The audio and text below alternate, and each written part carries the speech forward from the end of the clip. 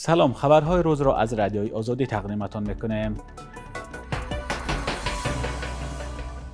در پی یک سانحه یا صدمه نقلیاتی در شهر وحدت 6 نفر به هلاکت رسیدند. حادثه صبح شنبه 1 آگوست در راه نورک وحدت رخ داده. رادیوی آزادی نو جزئیات آن را به دست آورد. یک منبع در شعبه کارهای داخلی شهر وحدت به رادیوی آزادی گفت 4 نفر از هلاک شدگان از یک عائله بودند و 2 کس دیگر هم خویشاوندان آنها میباشند. این منبع افزود که حادثه در منطقه زردآلو شهر وحدت رخ داده است. هلاک شدگان ساکنان جماعت کریم اسماعیل بودند. مقامات میگویند که تحقیق این حادثه ادامه دارد. طبق اطلاع دریافتی 2 ماشین با هم برخوردند. در همین حال یکی از خویشاوندان هلاک شدگان به رادیوی آزادی گفت این خانواده برای خبرگیری بیمار به ناحیه یاون رفته بودند و از طریق شهر نورک به وحدت برمیگشتند. همصحبت ما افزود که در میان هلاک شدگان کودکان نیز هستند.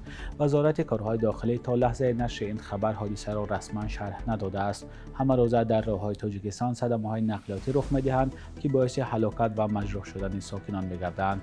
طبق اطلاع وزارت کارهای داخلی تاجیکستان در 6 ماه اول امسال در تصادف یا صدمه‌های نقلیاتی 287 کس جان باخته، 508 کس دیگر جراحت برداشتند.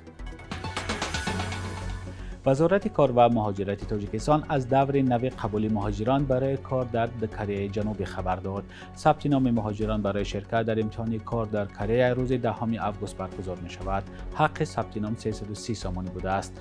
مقامات میگویند که برای شرکت در امتحان‌های APC تاپیک داوطلب باید از 18 تا 39 ساله باشد، زبان کره‌ای را داند، داغ سودی نداشته باشد و قبلا از کره اخراج یا دیپارت نشده باشد. در خبر رسمی آمده است که مهاجران برای کار در بخش استحصالات در کره جلب کرده می شوند. در پی زیاد شدن فشار و رید و سنجش های پلیس در روسیه، مهاجران تاجیک تلاش دارند به کشورهای دیگر از جمله اروپا و کره برای کار روند. سازمان جهانی مهاجرت در یک تحلیل خود گفته بود سال 2024 در کره جنوبی 6339 شهروند تاجیکستان بر اساس ویزاهای کوتاه و دراز مدت قرار داشتند.